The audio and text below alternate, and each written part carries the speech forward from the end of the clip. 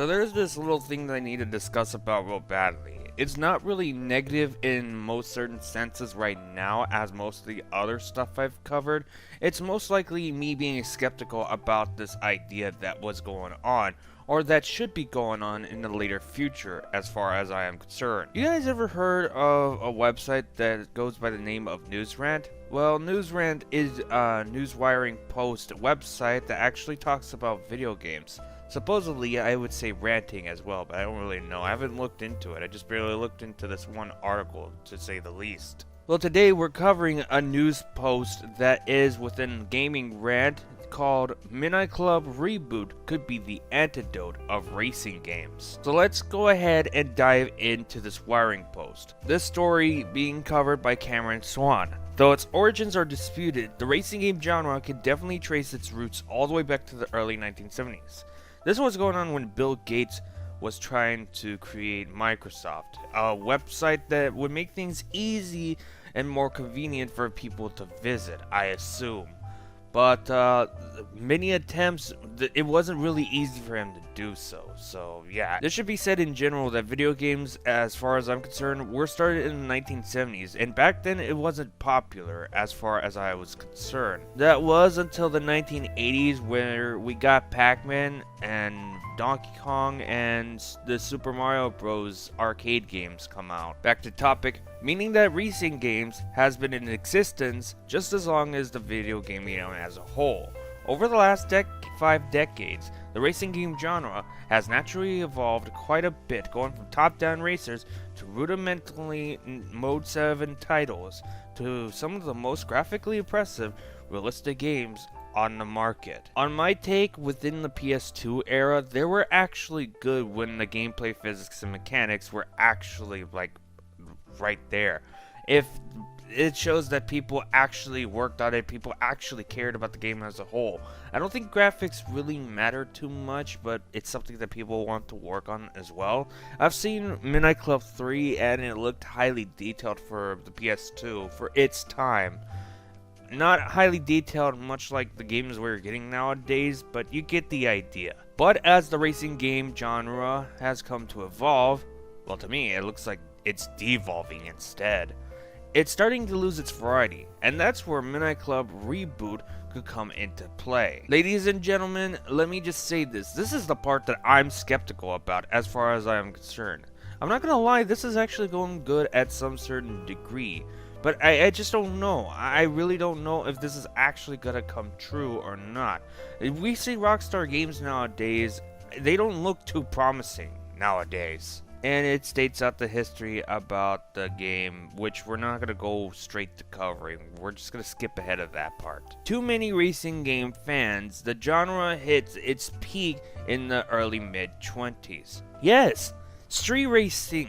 Okay, so street racing, I think it happened way older than before Midnight Club games. I don't think it's actually accurate what I'm thinking right now, but I do think so. Though, as mentioned, up-top racing games had been prevalent since the advent of gaming. The genre really started to find its footing with the PS1 era of consoles. I think the game companies / the game developers that developed these games for the arcades or even the Microsoft port, I think they find the racing genre to have the top-down system to be like a trend. I've seen this inside of Grand Theft Auto 1 and 2. I've never really played those games, but they do exist. Not to forget to mention Grand Theft Auto London as well. To say this in general, I think the older video game companies before the PS1 era weren't all too hyped up about making actual 3D video games. It probably explains why they kept the top-down system for most of the games they've developed at the time being. Before the PS1, of course. There's some racing games like Race Drive-In by Midway that was somewhat like 3D. To me, it felt like it was more of 2D as far as I was concerned, but you get the idea. Titles like Ridge Racer and Gran Turismo brought the racing game genre into the modern age. With tight and intuitive controls, impressive graphics, and a handful of complex optional systems that finally reassembled a racing simulator. With games like these laying the groundwork, the next console generation was finally able to deliver the best of what the racing genre had to offer. I may have not been around for the PS1 times, but the way I have to say this is that this might have either been an upgrade or a jump start to the racing game genre, as far as I'm concerned. And of course, the same applies for the rest of gaming too. PS2 and the original Xbox saw an abundance of racing games that hit into the system, many of which have gone on to be considered the greatest racing games ever made. And yeah, within the Xbox and PS2, Midnight Club was one of the fewest famous racing games to exist as far as I'm concerned. We're gonna skip on some few articles and get to the actual stuff that we need to talk about in regards to this game. The actual article that talks about this game. The Midnight Club series cared only about putting the high-octane action of street racing directly into the player's hands. So while its graphics may not be the most impressive out there, its gameplay is sure to satisfy. Midnight Club Street Racing and Midnight Club 2 may not be as impressive within the graphics, but Midnight Club 3 is a different story as far as I am concerned. And to be quite honest, Midnight Club 3 is where millions of people love this game. And some of those millions of people actually do have Midnight Club 3. But the thing is, some of those millions will have it as a collector's item, not really playing the game that much. And also, trying to buy the game is really difficult to go by for the PS2 as far as I'm concerned, because the way I put it, people have been selling the game separately from its case, and that the game is sold for $20. But I'm gonna be quite honest, selling the case of Midnight Club 3 is a fucking sin for the people who are selling this kind of shit. And the games too. Back to topic, Midnight Club sees players work their way up from just an average street racer with a souped up hatchback to a racing champion, slowly progressing through a series of pink slip races and participating in a range of arcade side activities, like capture the flag as an example. Midnight Club 1 and 2 were mainly pink slips as far as I am concerned, but then going to Midnight Club Los Angeles, the pink slip system was much more different than you anticipate. Instead of racing against your enemies, or I should say your opponents more likely, they're not your enemies per se, you gain their cars after you go through pink slips. However, if you lose that pink slip, you lose the car for real inside of that game. And to be quite honest, I do like capture the flag. The only thing is I was only able to play it on Midnight Club 3 because Midnight Club Los Angeles wants me to play with online players, in which case I don't like to do all the time. The Midnight Club series only consists of 3 entries with a number of ports and enhanced editions coming between each one, and it'd be great to see those 3 games combined in a fully fledged modern day remake.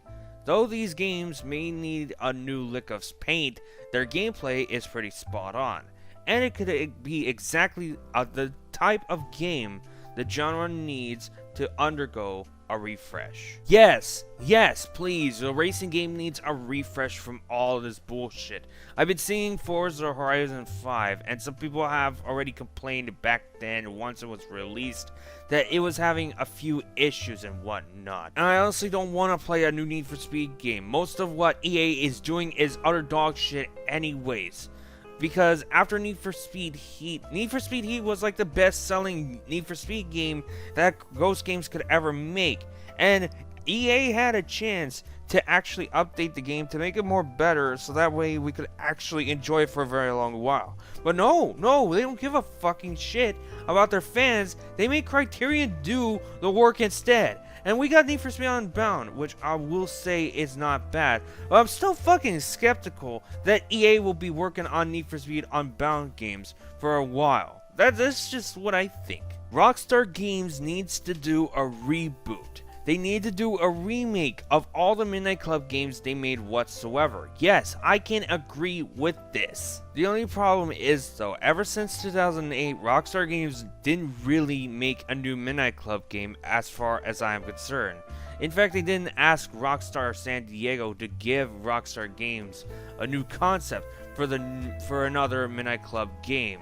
as I would see it.